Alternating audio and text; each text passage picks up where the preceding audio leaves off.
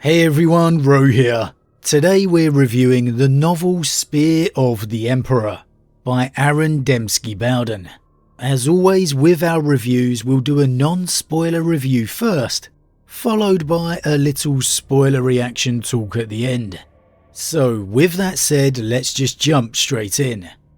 Now the premise of this story is the Imperium dispatching a representative across the Great Rift to ascertain the status of the Ilara's Veil Nebula. This region of space originally intended to be held by 3 Astartes chapters, and now held by essentially just one, which of course is the Emperor's Spears. The representative the Imperium sends is a Marine of the Mentor Legion chapter. To start off, I'm not going to beat around the bush here. It is an absolutely fantastic read. One of the best books I've read in recent years, it really is. When you know I read as much as I do, well, that's definitely saying something. First off, you may expect the main protagonist of this story to be the formerly mentioned Marine Amadeus. However, he's not. The entire story is told through the eyes of one of his chapter serfs, or human servants for those of you new to the setting, and her name is Anurada. Now, I did read the novel version of this, so I may be pronouncing some names wrong here or there. The beauty of this decision is that the author manages to introduce us to the differences between these two very unique chapters from a very natural perception. One that's far more easy for us the reader to relate to than the standard Astartes viewpoint. As we're introduced and learn more of the Emperor's Spears, we thus learn more too of Amadeus and his chapter The Mentors by their very differences. And it's not just through the internal thoughts of Anurada that we get to see this, but by her interactions with the Astartes too. Anurada becomes a very complete and well-rounded character that by the time you get to the end of the story, you are just as invested in her and her companions as you are the Astartes heroes that she's following. And for me, this is the mark of some really great writing. Because look, I'll hold my hands up here. I'm normally one that's only interested in the Space Marines themselves. However, here, Anurada carries the story with a depth that they just wouldn't be able to quite give us. And it's truly to the story's benefit. There are moments you will feel genuine loss and sympathy, and moments that will bring a smile to your face. Now, one of the strengths that goes hand in hand with that, for my mind, is the fact that it doesn't waste time in diverting to unnecessary side stories. So often you'll be really enjoying diving into a character just to be completely taken out and away from that by a side story here or there. However, in Spear of the Emperor, this is just not the case. Just as you're engaging and really being pulled into the story, it actually just keeps on pulling you in. And that really helps you bond with the characters and get a real sense of feeling and understanding. It enables the story to spend time on the things that matter, rather than spreading itself too thin. Take for example the mentor Amadeus. He, as true to his chapter, is a rather emotionless prototypical cold Astarte, a character you would expect to struggle connecting with. However, thanks to that focus on just one set of characters, by the end of it I was as emotionally invested in his fate just as much as I was Anurada's. Each page of this story kept me invested in what I was reading, and as such I came to care about all the characters that were introduced, rather than just the main one as so often happens. Now, one of the main themes of this story is obviously the introduction of the Emperor's Spears chapter, and surprisingly it doesn't focus on them quite as much as I was expecting. Don't get me wrong here, they are obviously a huge part of the story, and it's really their predicament that guides the narrative as you go along. However, you're not beat over the head with traditions and mannerisms as you might have expected. It again has a very natural feel about it. You're learning just by being there, observing and watching, rather than just straight up being lectured. You're not expected to understand it all because the characters you're mainly following are just as new to it as you are. You see Amadeus and Anurada just as confused by some of the actions or mannerisms that we would be, but you see it, you learn it, and then you move on. And this helps to keep the story moving. It really keeps that nice feel of pacing as you're journeying along. Never once did it feel like it was moving too slowly, or conversely too fast.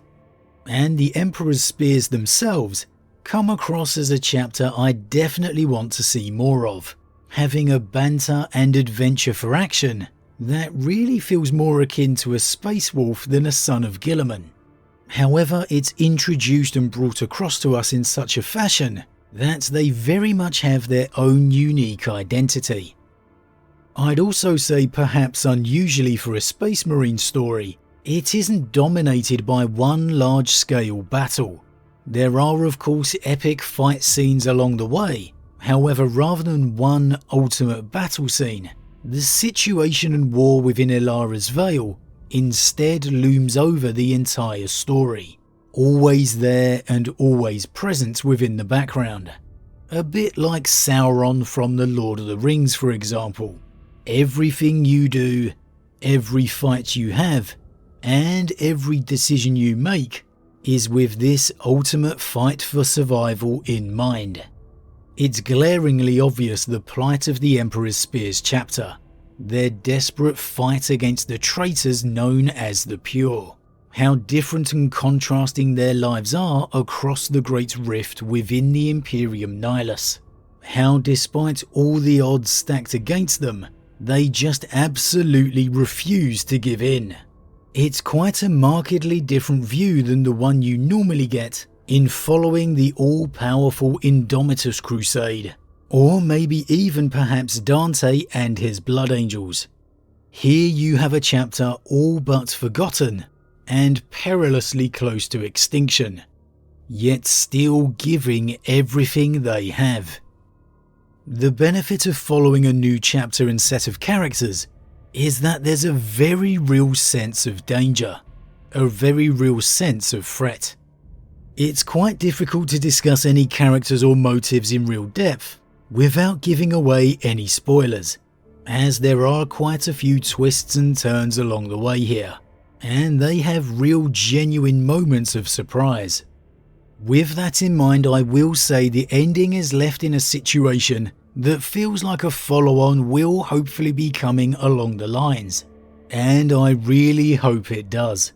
As much as I love the big chapters and main characters of 40k, it's stories like this which introduce us to new chapters and characters, which really help to enrich and expand the lore as we know it.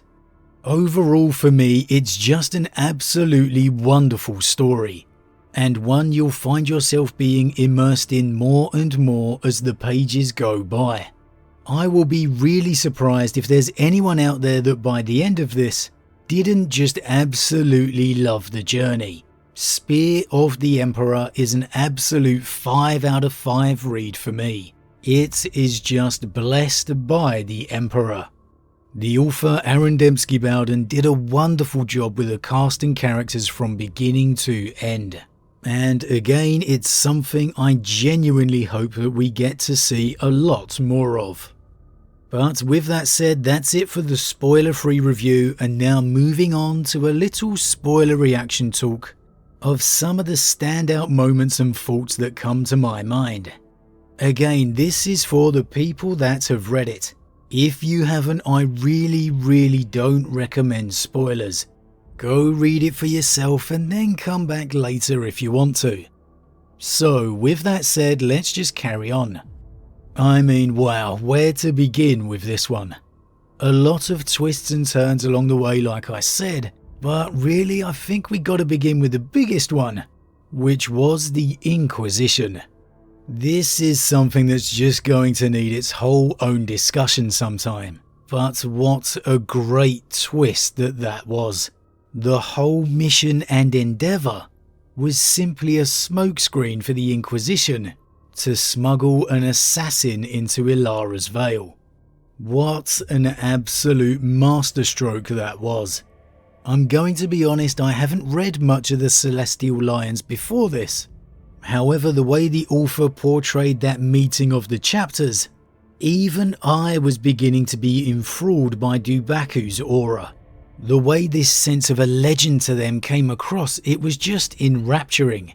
And then in the blink of an eye, he's been beheaded, and there's an assassin running amongst their midst. I was stunned reading that. I can only imagine that was quite an impactful moment within the audiobook as well. I was getting amped at the introduction of this new character and just the thought of getting to know him. And then bam, it's gone. I'm definitely going to go back and read the Blood and Fire story that he was introduced in, because again from this glimpse I definitely want to see more of Chapter Master Dubaku. I'll most likely be crying knowing how it turns out, but still, that introduction proved more to me that character deserves to be seen more of. Once that assassination of the Celestial Lions Chapter Master occurred, you then begin to realise just how well seeded it had all been by the author throughout. Obviously we knew something was off thanks to the Kartash scene earlier, but because nothing came of it, and especially for so long, there was that little bit of doubt just beginning to grow. And then again bam, in a split second all of that unravelled. The more and more we see of the Inquisition within the Imperium, let's be honest here, the more you have to question if they are just part of the problem. It's just crazy. And it was no small operation either. They had to work with a chapter to send an entire ship across the Great Rift to establish contact with a chapter in hopes of ultimately uniting with their fellows, only then to do it. How monumentally petty the Inquisition is. I really enjoyed seeing the Emperor's Spears situation across the Rift, and just how they had adapted to the new circumstances of the Dark Imperium. The using of Primaris that unfortunately didn't quite take to their organ implantation as expected was another real interesting highlight. Amadeus was a surprising character to me. At the start it felt like he'd been nothing more than a distant character at best, but his transformation in nature, as he evolved into becoming one of the Emperor's Spears, was genuinely fulfilling to watch. How in his way we see he did care about the survival of his serfs. When the scars and effects of his torture were revealed, bearing in mind the forewarning we had at the beginning, I thought this was the end of Amadeus. And I was genuinely sad about that. I hadn't even contemplated the Rubicon Primaris, it wasn't even something that popped into my head, considering the state of what the Emperor's Spears were in. But the way that was introduced with Anurada's involvement was really interesting, and I also particularly liked the way they showed us the operation being conducted. That this was an apothecary trying to learn on the job.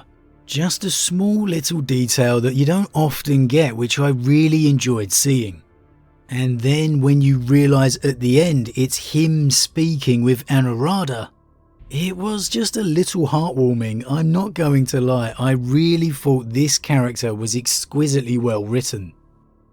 Now surprisingly, the ending did leave a lot of open questions, yet somehow didn't quite feel unsatisfactory. Obviously we have that fleet heading towards Ilara's Vale that we just want to know what's going to happen with, and it really left us on tenterhooks in regards to the evacuation of the Celestial Lions' homeworld.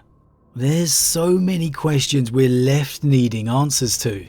And again, I really think that's a testament to the story and characters, that kind of ending can ask those questions, yet didn't feel unsatisfactory. There's so many avenues that this story could hopefully continue on. But as always guys, what did you think? Are you a fan of Spear of the Emperor as much as me? Or do you have a slightly different take? What did you think of this chapter introduced? And just how did you feel about that Inquisition revelation? Did it blow you away as much as me? As always, leave your thoughts in the comments below, I love to read them. Huge thank you to all my subscribers, your support truly means a lot to me, it really does. And if you're new, please consider subscribing to help the channel grow. If you enjoyed this particular vid, then why not drop a like on it too? But with that said, I am off, and I'll see you all again real soon.